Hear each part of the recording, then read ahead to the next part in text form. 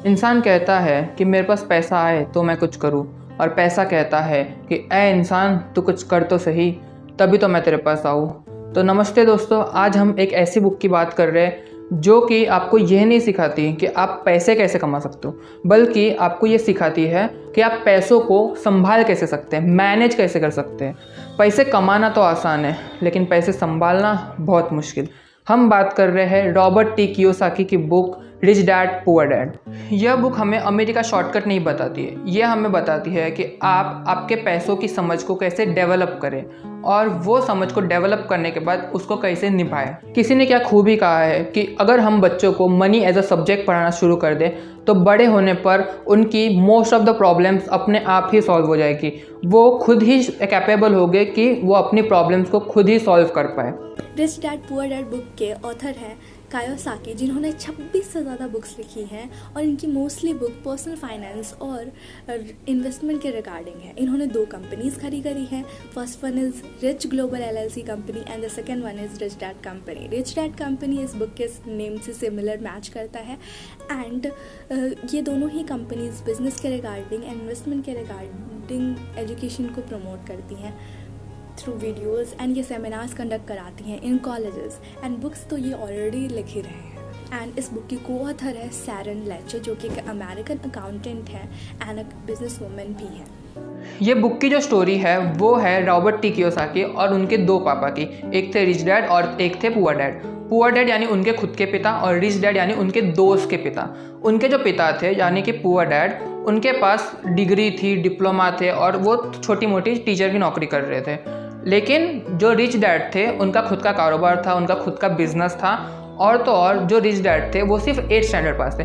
अभी ये स्टोरी से हमें ये समझाने की कोशिश नहीं की जा रही है कि आपको डिग्री की मैटर नहीं रखता या फिर मैटर नहीं करता। ओके, यहाँ पे हमें समझाने की कोशिश की जा रही है कि अगर आपको पैसा कमाना है तो ज़रूरी नहीं है कि आपके पास डिग्री हो, आपके पास नॉलेज भी होना चाहिए। इससे एक लाइन याद आती है मेरे को कि जेब खाली हो फिर भी मैंने उन्हें मना करते नहीं देखा। जेब खाली हो फिर भी मैंने उन्हें मना करते नहीं देखा। अरे मैंने मेरे पिता से ज़्यादा कोई अमीर इस दुनिया में कोई इंसान नहीं देखा। So some information about the book. इस बुक की 32+ मिलियन कॉपीज अभी तक सोल्ड हो चुकी हैं अक्रॉस 40 कंट्रीज एंड इस बुक की ट्रांसलेशन 40+ लैंग्वेजेस में हो चुकी हैं एंड ये book obviously real estate and investment and personal finance के रिगार्डिंग टॉपिक को कवर करती हैं। So now let's talk about 6 life lesson from this book. तो इसमें जो सबसे पहला है वो है rich don't work for money. अमीर लोग पैसों के लिए कभी काम नहीं करते। सेकंड, पैसों की समझ सिखानी जानी चाहिए, यानी कि फाइनेंशियल एजुकेशन देना चाहिए। Third, mind your own business, अपने काम पर ध्यान दो और अपने काम से काम रखो। फोर्थ, टैक्स की समझ को डेवलप करें और कॉर्पोरेशन की पावर को समझे। फिफ्थ, रिच इन्वेंट्स मनी, जो अमीर लोग हैं वो पैसों को जन्म देते हैं। पैसों को जन्म देते हैं ये क्या होता है? वो क्या खुद पैदा करते हैं? नहीं, एक्चुअली यहाँ पे कहने का मतलब ये है कि अभी ये बुक है बराबर, रिच डैड पुअर डैड है। ओके, तो रिच डैड पुअर डैड से अभी मैंने एक वीडियो बनाया, तो यहाँ से इनडायरेक्टली मैं पैसों को जन्म दे रहा हूँ। तो यहाँ पे जो रिच पीपल है वो पैसों को जन्म देते हैं, वो पैसों को बनाते हैं, एक तरीके से आप बोल सकते हैं। Okay, 6th and last point है work to learn, don't work for money. हमेशा सीखने के लिए काम करना चाहिए, पैसे के लिए नहीं। आपने सुना होगा, आप अगर यूट्यूबर हो तो आपने सुना होगा कि कभी भी आप व्यूज़ के पीछे मत भागो, आप क्वालिटी के ऊपर ध्यान दो, सीखने के लिए आप करो काम। ओके, तो यहाँ पे कहने का मतलब ये है जो अमीर लोग हैं वो सीखने के लिए काम करते हैं, वो कभी भी पैसों के लिए काम नहीं करते, वो पैसे उनके दिमाग में आते ही नहीं है। ओके, एक और एक लाइन कहना चाहूँगा। 1 रुपये मांगता था 2 रुपये थमा देते थे, 1 रुपये मांगता था 2 रुपये थमा देते थे। कुछ इस तरह मेरे पापा मुझे अमीर बना देते थे।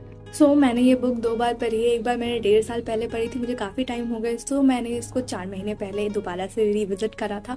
मुझे ये बुक कितनी पसंद है आपको पता चले क्या होगा, क्योंकि मैंने इस बुक को 2 बार पढ़ा है एंड मुझे इसकी एक चीज़ बहुत इसको बाकी बुक से अलग करते हैं, क्योंकि जब हम फाइनेंशियल चीज़ों से डील करते हैं, हम मटेरियलिस्टिक चीज़ों की बातें करते हैं, तो अक्सर वो ह्यूमन इमोशंस हमारे जो कनेक्ट होते हैं, हमारे रिश्ते नाते होते हैं, उससे कहीं हम दूर चले जाते हैं।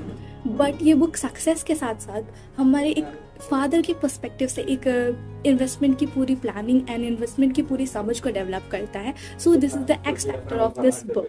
So what I think about it, देखो सबसे पहले मैं स्टार्ट करता हूँ कि लाइक मैंने बुक कभी पढ़ी थी. ये बुक लगभग मैंने पढ़ी थी 8 महीने पहले के आसपास. ओके, तो 8 महीने पहले ये बुक पढ़ी थी और मैंने ये PDF पढ़ा था. लाइक उस टाइम पे मैं PDF ही पढ़ता था. कुछ टाइम से मैंने लाइक एक्चुअल बुक पढ़ना स्टार्ट किया, लेकिन PDF ही पढ़ता था उससे पहले तक तो. ओके, सो यहाँ पे ये जो बुक है, ये बुक पढ़ने के बाद मैंने इन्वेस्टमेंट स्टार्ट किया एंड बिलीव में कि रियली बेनिफिट होता है. ओके, ये जो बुक है जो सिखाती है वो एक्चुअली लाइक फेक नहीं है.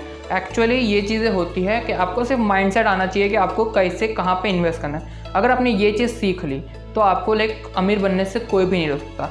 और तो और इसमें एक और एक चीज़ ऐड किया है उन्होंने कहीं ना कहीं पे कि जो कंपाउंडिंग है वो कहीं ना कहीं मैटर करती है. ओके, सो ये चीज़ भी आप मैटर देख सकते हो, मतलब ये भी चीज़ देख सकते हो. तो यहाँ पे एक और एक चीज़ जो मैंने सीखी है ये बुक से वो ये है कि आपको सेविंग्स को बढ़ाना चाहिए और आपके जो खर्चे हैं वो कम करने चाहिए. यूजुअली लोग क्या करते हैं कि सेविंग्स को कम कर देते हैं और खर्चे को बढ़ा देते हैं. जैसे कि लाइक समझ लो कि अभी कोई बंदा है वो 10,000 रुपये कमा रहा है. ओके, सो 10,000 में से लाइक क्या क्या एक्सपेंसेस होते हैं उसके. सबसे पहले समझ लो कोई EMI आ रही है, तो EMI है, घर का बिल है, ये चीज़ें तो उसने सब भर दी और फिर उसके बाद सेविंग करने को कुछ बचा तो वो उसने सेव कर दिया. ओके, तो यहाँ पे वो ये सोच ही नहीं रहा है कि लाइक ये चीज़ है ये चीज़ है. अभी लाइट का बिल आता है बराबर, तो लाइट को यूज़ जो है वो कम कर दो तो वो कम आएगा, तो इनडायरेक्टली आपका जो एक्सपेंस है वो कम हो जाएगा.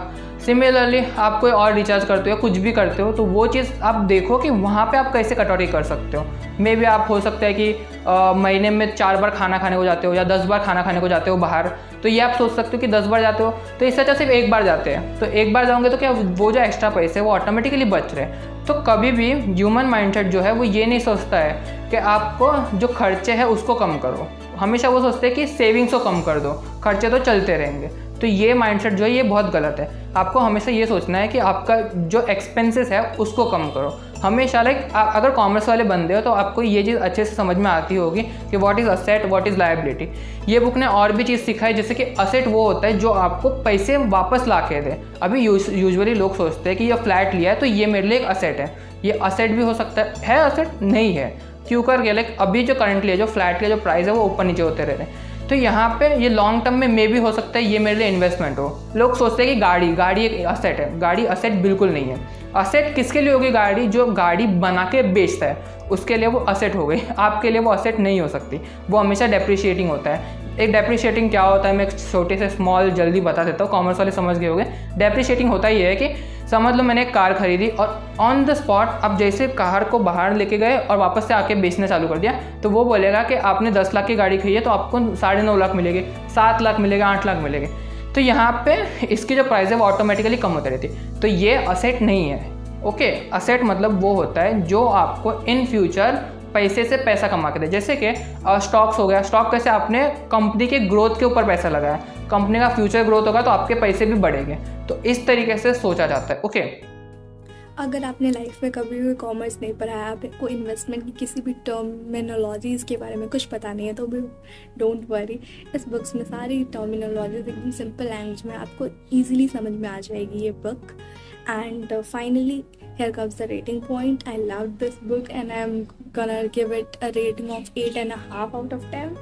So do read this book and develop your business and investment related knowledge. Don't forget to hit the like button and share this video and subscribe to the channel. See you in the next video.